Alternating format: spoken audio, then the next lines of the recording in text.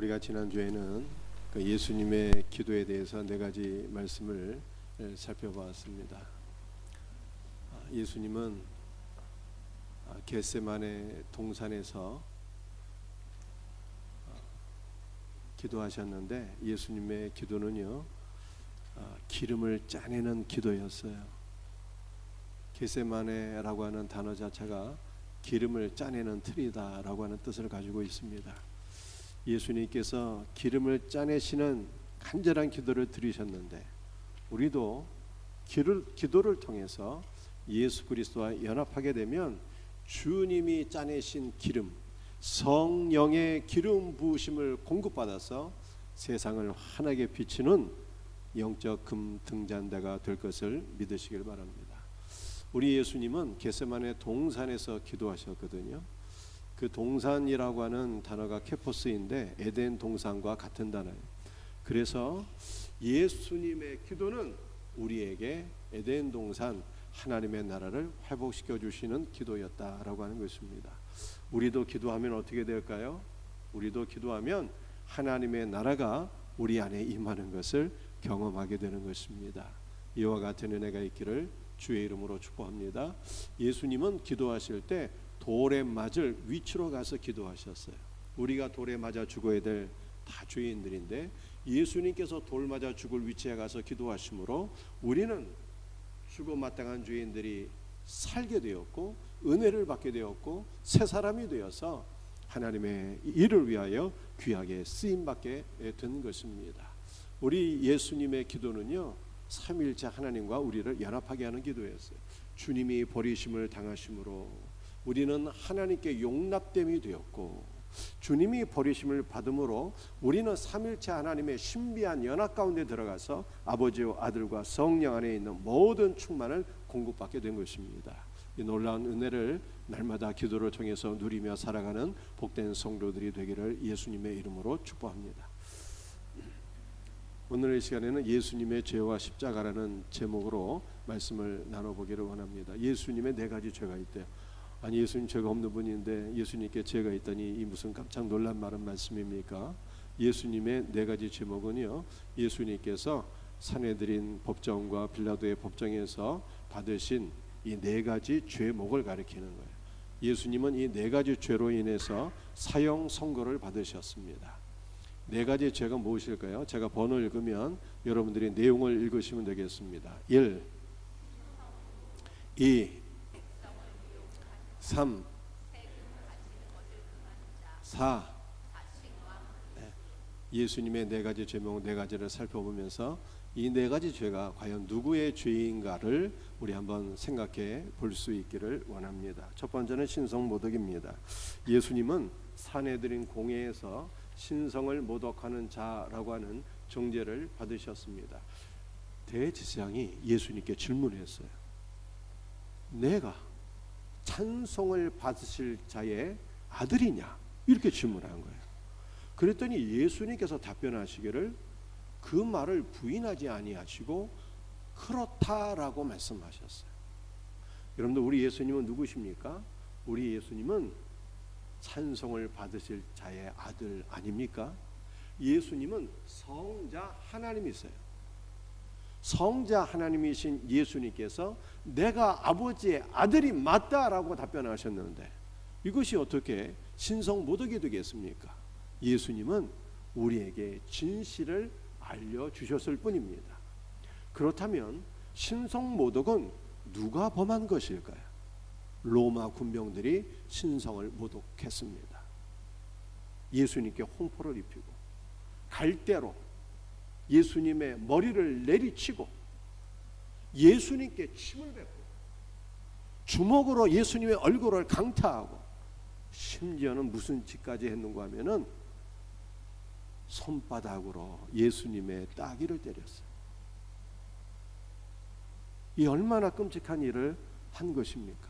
피조물이 창조주 하나님께 이렇게 악한 일들을 자행했어요. 예수님은 헤롯에게도 보내졌는데 헤롯은 예수님께 이적을 요구했습니다. 네가 그리스도가 맞다면 이적을 행해봐. 그럼 내가 너를 무죄한 죄로 인정해 줄게. 이렇게 예수님을 희롱했어요. 예수님 마침내 십자가에 달리셨는데 그때 십자가 밑에 있던 모든 사람들이 다 고개를 절레절레 흔들면서 너 십자가에서 내려와봐라. 네가 스스로 그리스도인 걸 한번 입증해봐. 그러면 믿어줄게 하면서 다 예수님을 놀리고 조롱했습니다. 이들이 행한 것이 바로 신성모독입니다. 그런데 이들의 모습이 사실 우리의 모습이 아닌가, 이렇게 우리는 생각해 보셔야 돼요. 여러분들, 우리는 그리스도를 신뢰하지 못한다면, 우리가 그리스도를 믿는다고 하지만 범사에 그리스도를 신뢰하지 못하고 예수님보다 세상을 더 사랑하고 늘 주님께 이적만을 요구한다면, 주님 내게 한번 기적적인 응답 좀 한번 해보세요. 그러면 내가 믿어드릴게. 맨날 이러한 것만 얘기한다면 이것이야말로 주님을 조롱하는 것이고 신성모독이 아닌가, 이것을 생각해 보셔야 돼요. 그러므로 예수님은 우리가 범한 신성모독의 죄를 안고서 십자가에서 사형을 받으시고 운명하셨다. 성경이 이렇게 말씀하고 있는 것입니다. 여러분들, 예수님의 두 번째 제목은 백성을 미혹하는 자예요. 그런데 미혹하다라고 하는 단어는요, 옳은 길에서 이탈하게 만든다라고 하는 뜻입니다. 여러분들, 예수님은 어떤 분이실까요? 예수님은 옳은 길 그 자체예요. 예수님이 말씀하시기를 내가 곧 길이라고 말씀하셨는데, 우리 예수님은요 생명의 길이십니다. 그래서 많은 사람들을 옳은 길이고 생명의 길이 되신 자신께로 이끄시는 삶을 사셨어요. 그런데 사람들이 엉뚱하게도 예수님을 가리켜서 백성을 미혹하는 자, 옳은 길에서 벗어나게 하는 자라 이렇게 정죄를 했으니 이것이 얼마나 엉뚱한 말이고 잘못된 말인 것입니까? 사랑하는 성도들이여, 우리는 진실로 어떠한 사람이 되어야 될까요? 예수님께 미혹을 당하는 자가 되어야 돼요. 왜 그렇습니까? 예수님이 옳은 길이고 생명의 길이시기 때문입니다. 우리는 진실로 예수님께 완전히 미혹을 당해야 돼요. 왜 그렇습니까? 예수님께 미혹당하지 않으면요 다른 것에 미혹당합니다. 귀신에게 미혹당하고, 이단에게 미혹당하고, 돈에 미혹당하고, 세상 쾌락에 미혹당하고, 다른 것에 미혹을 당하게 되어 있어요. 그런데 예수님께 미혹당하면 어떻게 될까요? 예수님께 미혹당하면 살게 되지만 다른 것에 미혹을 당하는 자는 반드시 망하게 됩니다.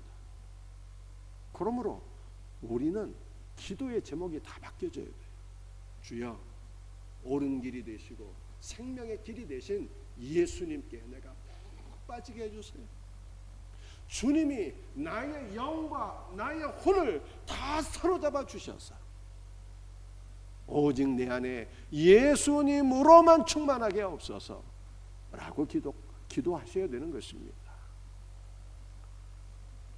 우리 주님은 예수님께 완전히 미혹되지 못한 우리의 죄를 안고서 십자가에 죽으셨다, 이렇게 성경이 말씀하고 있는 것입니다. 우리 예수님께 덧붙여진 세 번째 제목은요, 세금을 금하는 자였습니다. 그런데 예수님은 정말 세금 내는 것을 금하셨을까요? 그렇지 않습니다. 사람들이 와서 우리가 가이사에게 세금을 내야 됩니까? 말해야 됩니까?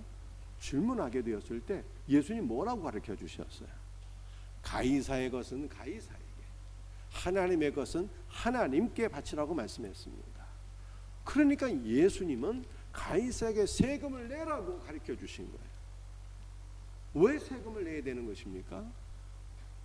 세금 잘 낼 때 세상 정부와 좋은 관계를 맺고 선한 시민, 좋은 시민으로 인정을 받게 되고, 좋은 시민으로 인정을 받게 될 때 우리는 세상에 선한 영향력을 미쳐서 세상 안에서 하나님의 나라를 확장하는 자로 우리가 쓰임을 받을 수 있기 때문입니다. 그러므로 우리는 국가에 세금 내는 것을 아까워하지 말고 납세의 의무를 잘 지켜야 되는 것입니다. 그런데 예수님은 세금은 가이사만에게만 내는 것이 아니라 하나님께도 세금을 내라 말씀하셨어요. 여러분들 하나님께 내야 될 세금이 무엇이겠습니까? 하나님이 어찌 돈을 좋아하시겠어요? 하나님께 내야 될 세금은 바로 우리 자신인 거예요. 여러분들 우리 자신을 하나님께 거룩한 산 제물로 바칠 수 있어야 돼요. 이것이 로마서 12장 1절에서 바울이 말씀한 내용입니다. 너희 자신을 하나님께서 기뻐하시는 거룩한 산 제물로 바치라 라고 말씀하셨어요. 여러분들 산 제물은 무엇입니까? 산 제물에서 산은 바로 예수님의 생명을 가리키는 거예요. 여러분들 우리 하나님께서는요 우리 자신을 그냥 받으시지 않는 분이에요. 여러분들이 아무리 예쁘게 생기셔도 아무리 지식이 많고 인격적이어도 우리 자신을 하나님께 드리면요 하나님께서 우리를 결단코 기뻐하지 않습니다. 우리 자신이 어떻게 되어야 하나님께서 기쁘게 받으실까요? 우리가 그리스도와 함께 죽고 그리스도의 생명으로 충만한 존재가 될 때 하나님께서는 우리 자신을 거룩한 산 제물로 받으실 것을 믿으시길 바랍니다. 그래서 우리 예수님은 가이사에게도 세금을 바치고 하나님께도 세금을 바쳐야 되는데 하나님께 내야 될 세금은 바로 너희 자신이다 라고 말씀하셨어요. 그러므로 우리는 우리 자신을 하나님께 바칠 수 있어야 돼요. 그런데 우리는 우리 자신을 하나님께 드리는 것을 별로 원치 않습니다. 하나님 좀 가만히 좀 계셔보세요. 제가 나중에 좀 나이 들고 한가해지면 내가 주님을 위해서 살지 말지 그때 한번 고민해 볼게요. 이렇게 생각하고 있지 않습니까? 우리는 하나님께 내야 될 세금을 바치지 않고 있는 거예요. 그 세금 내는 것을 금하는 자는 바로 우리 자신인 것입니다. 그러므로 우리 자신을 하나님께 바치지 못하는 이 죄를 위하여 예수님은 십자가의 죽음을 받으셨다라고 말씀하고 있는 것입니다. 네 번째, 자칭왕 그리스도예요. 여러분들 예수님은 어떤 분이실까요? 예수님은 자칭왕이 아니에요. 자칭왕. 원래는 왕이 아닌데 스스로 왕이다 이렇게 자기 자신을 높이는 분이 아니라는 것입니다. 우리 예수님은 만왕의 왕이시요 그리스도가 되시잖아요.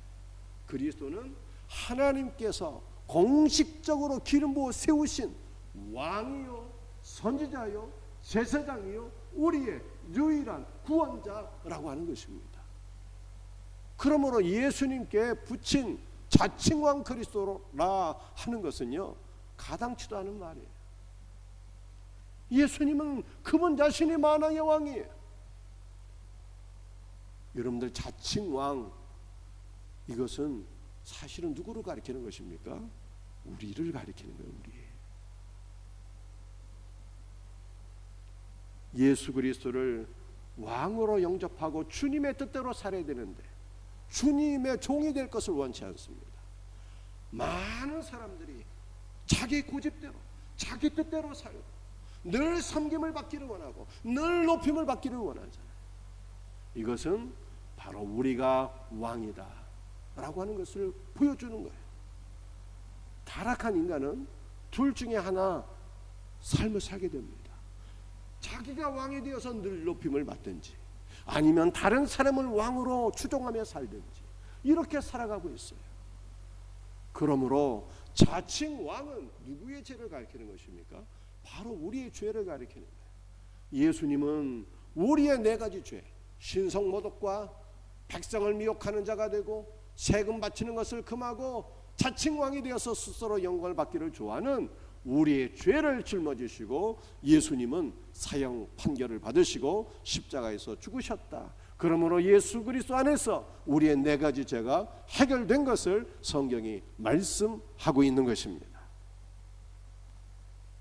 오늘 두 번째로 살펴볼 내용은요, 예수님을 신문하고 재판한 자들이 있어요. 누가 예수님을 신문했습니까? 첫 번째는요, 안나스예요. 안나스는 대제사장 가야바의 장인이었고요, 그 자신이 대제사장이었습니다. 이 안나스가 예수님께 무엇을 신문했을까요? 예수님을 신문한 내용이 요한복음 18장 19절에 기록되어 있습니다. 우리 한번 말씀을 같이 읽어보겠습니다. 대제사장이 예수에게 그의 제자들과 그의 교훈에 대하여 물으니,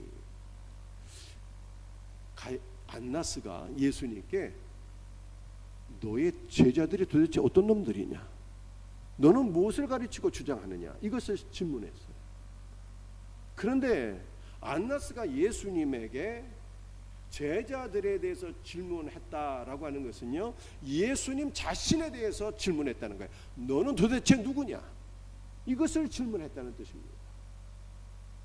예수님의 제자들 가운데 수제자 베드로는요, 신앙을 고백했어요. 주는 그리스도시요 살아계신 하나님의 아들이십니다 라고 하는 믿음을 고백했습니다. 그래서 안나스가 질문한 거예요. 너는 도대체 누구냐?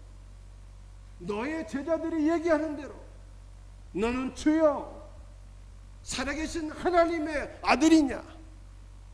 이것을 질문했다는 뜻입니다. 여러분들, 대제사장이 하나님의 아들에게 너 누구냐 질문했으니 영적 교만이 아닐 수 없습니다. 안나스는 예수님에게 또한 질문합니다. 너는 무엇을 가르치고 무엇을 주장하는 자이냐? 이것은 이때까지 대제사장 안나스가 예수님께서 무슨 말씀을 하셨는지, 무엇을 가르치셨는지 전혀 관심이 없었고 알지 못했다는 뜻입니다. 그러므로 대제사장 안나스는요, 어떠한 사람입니까? 영적 교만, 예수님에 대한 무지, 무관심을 나타내는 사람입니다. 이 안나스의 모습은 혹시 우리의 모습은 아닌가요? 예수님을 믿는다고는 하지만 성경을 알지 못해. 예수님에 대한 관심이 전혀 없습니다. 예수님을 깔보고 교만하기까지 합니다. 그렇다면 이 안나스는 바로 우리의 모습이 아닐 수가 없어요. 우리 예수님은 우리의 영적 교만과 우리의 무관심과 예수님에 대한 무지 때문에 십자가에 못 박히셨다라고 성경이 말씀하고 있는 것입니다. 예수님을 신문한 사람은 두 번째로 가야바였어요. 이 가야바가 무슨 내용으로 예수님을 신문했을까요? 마태복음 26장 말씀 우리 한번 같이 읽어보겠습니다. 대제사장들과 온 공회가 예수를 죽이려고 그를 칠 거짓 증거를 찾음에 거짓 증인이 많이 왔으나 후에 두 사람이 와서 이르되 이 사람의 말이 내가 하나님의 성전을 헐고 사흘 동안에 지을 수 있다 하더라 하니, 대제사장 가야바는 예수님을 죽일 수 있는 거짓 증인들과 거짓 증거를 찾았습니다. 그러다가 마침내 손에 넣은 거예요. 예수님을 칠 수 있는 거짓 증거들과 증인은 무엇이었습니까? 마침내 두 증인을 통해서 거짓 증거를 얻게 되었는데, 그것은 바로 예수님은 하나님의 성전을 헐고 사흘 만에 다시 지을 수 있다는 것입니다. 하나님의 성전은 무엇일까요? 속된 말로 표현하면 대제사장 가야바의 나와바리, 영역이었어요. 그런데 예수라고 하는 자가 등장해서 하나님의 성전을 헐어버리겠다고 하니 가야바는 이것을 어떻게 받아들이게 되었을까요?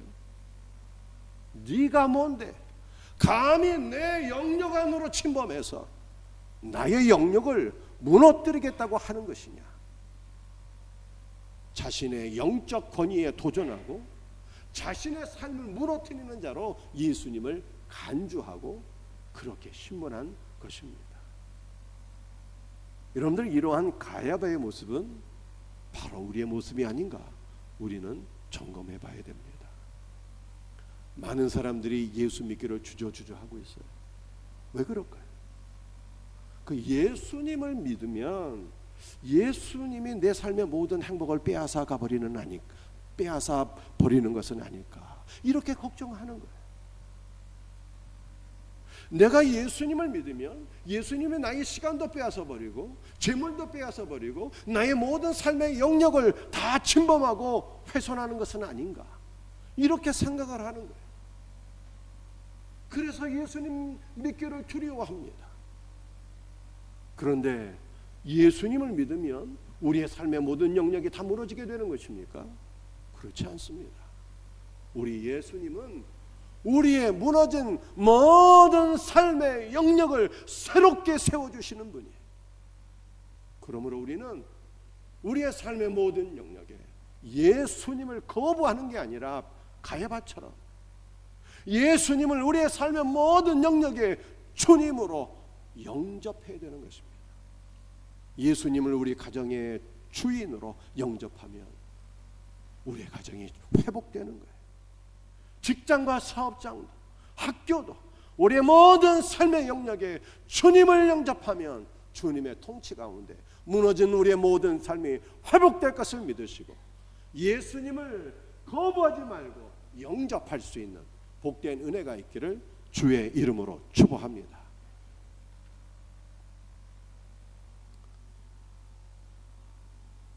예수님을 신문한 사람은요, 로마 총독 빌라도였어요. 여러분들, 총독 빌라도는요 세속 정부의 권력자죠. 총독 빌라도는 세상을 상징하는 것입니다. 세상은 예수님을 인정하지 않아요. 2000년 전에도 그렇고 지금도 세상은 예수님을 온 인류의 구원자로 왕으로 인정하지 않습니다. 그저 목수의 아들로만 생각하고 기껏해야 4대 성인 가운데 한 명쯤으로 평가하는 것이죠. 그런데 너무나도 안타까운 것은 세상만이 아니라 교회도 점점 예수님을 인정하지 않고 있다는 것입니다. 저는 최근에 깜짝 놀랄 만한 이 뉴스를 듣게 되었어요. 미국에 이름만 대면 알 수 있는 대형 교회들이 있는데요, 윌로우 크릭 처치. 이 미국의 일부 대형 교회들이 성탄절 감사 예배를 드리지 않은 지가 10년이 넘었다는 거예요. 깜짝 놀랐어요. 그 사람들이 물어봤대요. 도대체 왜 교회에서 성탄절 감사 예배를 드리지 않느냐고. 그랬더니 답변하기를 사람들이 성탄절에 관심이 없어요. 성탄절 감사예배를 드려도 사람들이 오지를 않습니다. 이렇게 답변을 했다는 것입니다. 여러분들이 이러한 교회 모습은 세상과 마찬가지예요. 교회도 점점 세상에 함몰되어서 예수님을 우리의 구원자로 주님으로 인정하지 않는다는 것입니다. 여러분들, 성탄절은 어떠한 절기입니까? 세상을 구원하기 위하여 우리 예수님께서 성육신하시고 이 땅에 우리를 위하여 탄생하신 날이 아니겠습니까? 성탄절을 지키지 않는다니, 이건 예수님을 인정하지 않는다는 거예요. 이 얘기를 내가 들으니까 그냥 마음속에 간절한 이 소원이 올라오기를,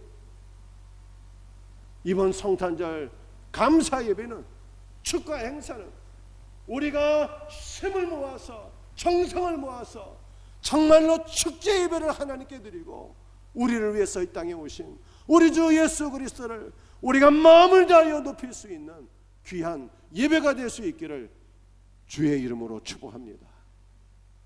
예수님을 인정하고 살자고요. 주님을 인정하는 교회가 되어야죠.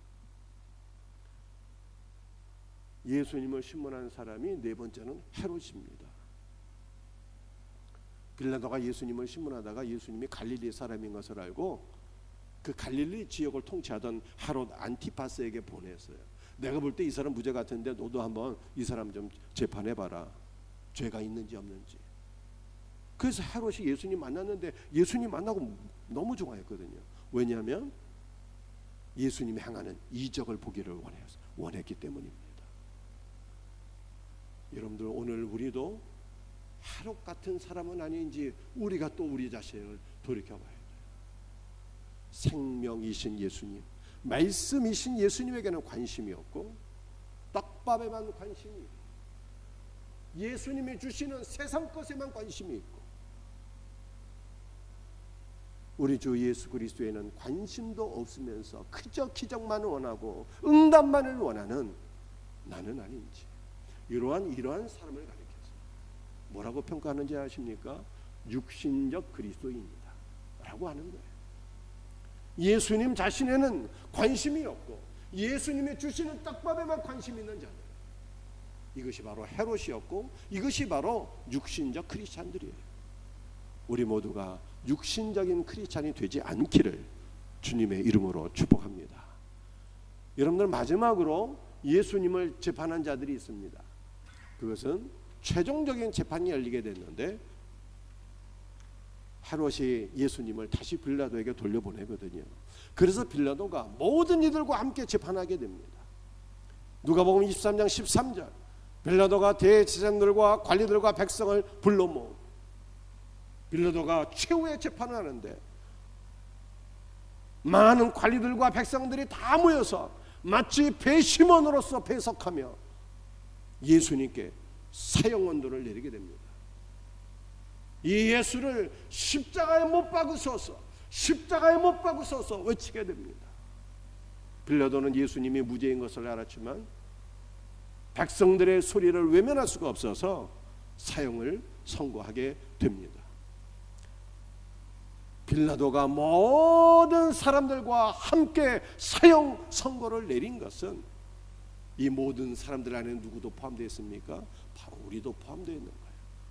예수님은 우리의 사형 판결을 받으시고 예수님은 우리 모두의 죄를 짊어지시고 어누지적인 죄를 짊어지시고 십자가에서 운명하셨다라고 하는 것을 보여주고 있는 것입니다. 그러므로 예수님의 십자가에서 우리 모두의 죄가 정결이 되고 우리는 새 사람이 된 것입니다.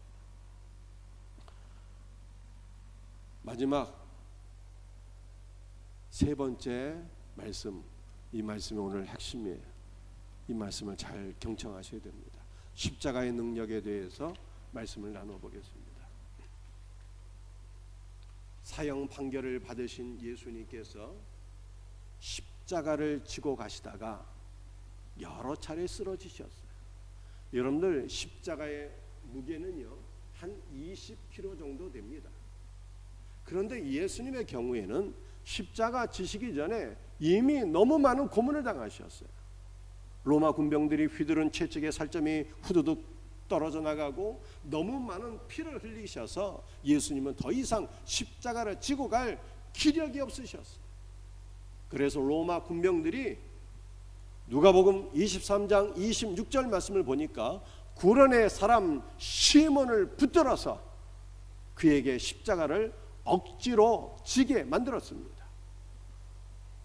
26절에 붙들어라고 하는 단어가 있는데 이것은 징집했다는 뜻이에요. 로마 군병들이 구레네 사람 시몬을 징집해서 억지로 십자가를 치웠다라고 하는 뜻입니다. 그런데 여기에 놀라운 은혜가 있게 되었어요. 시몬은 자기가 원해서 십자가를 친 것이 아니었고 마지못해 억지로 십자가를 치게 되었지만 그가 십자가를 지게 되었을 때 그의 가정은 모든 초대교회가 흠모하는 믿음의 명문 가정이 되었습니다. 여러분들 말씀을 한번 보시기 바랍니다. 시몬은 마가복음 15장 21절 말씀을 보니까 루포의 아버지입니다. 그리고 로마서 16장 13절 말씀을 보니까 사도 바울이 이렇게 말씀하고 있습니다. 루포와 그의 어머니에게 문안하라. 그의 어머니는 곧 내 어머니니라. 루포의 어머니가 누구입니까? 시몬의 아내인 거예요. 예수님의 십자가를 진 시몬은 놀라운 은혜를 체험하고 그의 가정이 믿음의 명문가가 되었어. 시몬의 아내 루포의 어머니는 사도 바울이 고백하기를 그는 내 어머니와 같다, 이렇게 말씀한 것입니다. 그렇다면 시몬의 가정은 도대체 어떻게 하다가 바울도 흠모할 만한 믿음의 명문 가정이 되었을까요? 여러분들 이것을 잘 한번 생각해 보시기 바랍니다. 예수님께서 십자가를 지고 사형장으로 가시다가 쓰러지기를 몇 번 하셨어요. 그래서 로마 군병들이 시몬을 징집해서 그에게 억지로 십자가를 지게 했습니다. 그런데 시몬이 짊어진 십자가는 먼저 누가 짊어진 십자가였어요? 예수님이 짊어진 십자가였잖아요. 그 십자가에는 우리의 모든 죄를 종결하시고 우리에게 영원한 생명을 주시는 그리스도의 모든 공로가 다 담겨 있었어요. 그래서 시몬이 그리스도의 십자가를 짊어지자 그 십자가에 묻어 있었던 그리스도의 모든 공로를 다 누리게 되었다는 뜻입니다. 그러므로 시몬의 가정은 믿음의 명문가로 새로워지게 되었어요. 그런데 또 한 번의 역사가 일어나게 됩니다. 시몬이 십자가를 짊어지고 가다가 마침내 골고다 언덕에 이르게 되었는데, 시몬이 짊어진 십자가에 누가 매달리게 됩니까? 예수님이 매달리게 돼요. 그러면 시몬의 모든 죄와 저주는 누구에게로 옮겨지게 된 것입니까? 예수님에게로 옮겨지게 되었어요. 십자가에서 위대한 치환이 일어나게 된 것입니다. 그리스도의 모든 은혜와 공로는 시몬에게로, 시몬의 모든 죄와 저주는 예수님께로 옮겨지는 영적 치환이 이루어지게 되었어요. 이것은 우리도 마찬가지입니다. 우리가 주 예수 그리스도를 믿을 때 어떻게 되는 것입니까? 바울이 갈라디아 2장 20절에서 이렇게 말씀하고 있습니다. 우리가 예수 그리스도와 함께 십자가에 못 박혔나니, 그리스도를 믿게 될 때 우리는 그리스도와 함께 십자가에 못 박히게 되는 것입니다. 그러므로 우리에게도 영적 치환이 일어나게 되는 거예요. 그리스도의 모든 공로는 우리에게로, 우리의 모든 죄와 저주는 그리스도에게로 가는 것입니다. 그러므로 우리는 예수님의 십자가를 지는 것을 기쁨으로 여기셔야 되는 거예요. 오늘 마지막 성경 구절입니다. 우리 마태복음 16장 24절 말씀 함께 같이 읽겠습니다. 이에 예수께서 제자들에게 이르시되 누구든지 나를 따라오려거든 자기를 부인하고 자기 십자가를 지고 나를 따를 것입니다. 예수님께서 어떻게 하라고 말씀하셨어요? 자기 십자가를 지고 나를 따르라, 이렇게 말씀하셨습니다. 십자가를 지고 주님을 따르는 것은 한편으로는 힘들고 어려운 일이에요. 그러나 십자가를 지고 주님을 따르는 것은 주님의 모든 은혜와 생명과 능력과 공로를 다 공급받게 되는 일입니다. 주님의 십자가를 지고 주님을 따르게 될 때 처음에는 너무 무겁고 너무 힘든 것 같은데 나중에 보니까 그 십자가가 나를 일으켜 세우는 것이고 십자가가 우리를 짊어지고 가는 것을 경험하게 되는 것입니다. 여러분 가운데 혹시 내가 억지로 지금 십자가를 지고 있다 이렇게 생각하시는 분들이 있습니까? 내가 어쩌다 보니 생명샘교에 와서 이렇게 코를 깨어갖고 이렇게 힘든 일을 하고 있네, 이렇게 혹시 생각하는 분들이 계십니까? 여러분들, 시몬도 본인이 원해서 십자가 진 게 아니었어요. 강제로 억지로 십자가를 짊어졌는데 그것이 은혜요 축복이었어요. 그러므로 사랑하는 성도들이요, 여러분 가운데서도 내가 원치 않는데 십자가를 지고 있다고 생각하시는 분이 있다면 이 십자가가 나에게 짊어진 주님의 은혜요 축복인 것을 깨닫고 기쁨으로 십자가를 짊어지는 복된 은혜가 있기를 예수님의 이름으로 축복합니다. 사도행전 28장 말씀을 보게 되면 아비오 광장이라 라고 하는 단어가 나옵니다. 이 아비오 광장은 로마 시내에 있는 광장인데 이 아비오 광장으로 기독교 역사상 위대한 분들 세 분이 지나가게 돼요.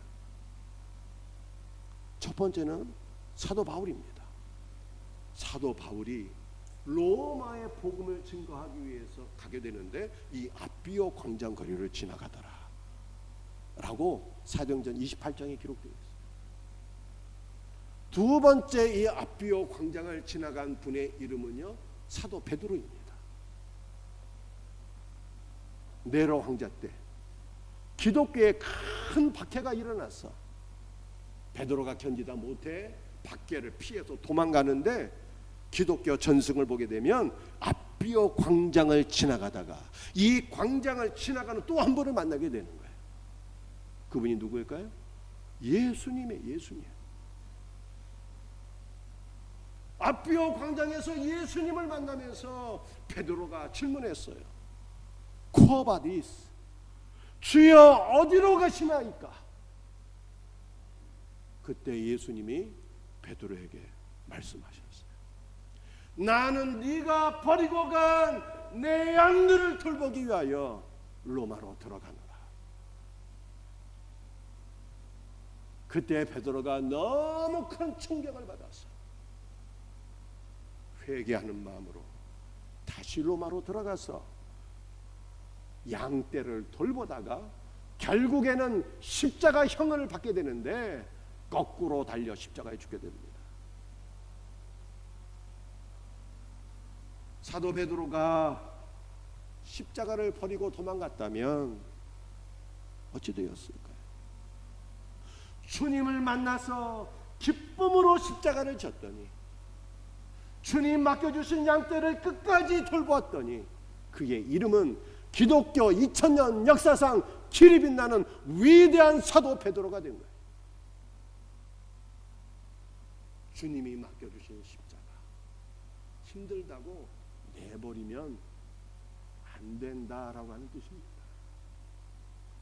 지금 얼핏 생각할 때 너무 힘든 것 같은데, 그러나 십자가는 우리를 살리는 주님의 은혜요 생명이다 라고 성경이 말씀하고 있습니다. 이 십자가가 우리를 일으켜 세우실 것을 믿으시길 바랍니다. 그러므로 우리는 사모하는 마음, 기쁜 마음으로, 감사의 마음으로 십자가 지는 성도가 되어야 되는 거예요. 이와 같은 은혜가 있기를 예수님의 이름으로 축복합니다. 찬송하시겠습니다.